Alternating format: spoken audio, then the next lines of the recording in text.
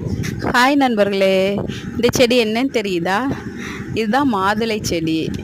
பூ எவ்வளோ அழகாக பூத்துருக்கு பார்த்தீங்களா நண்பர்களே?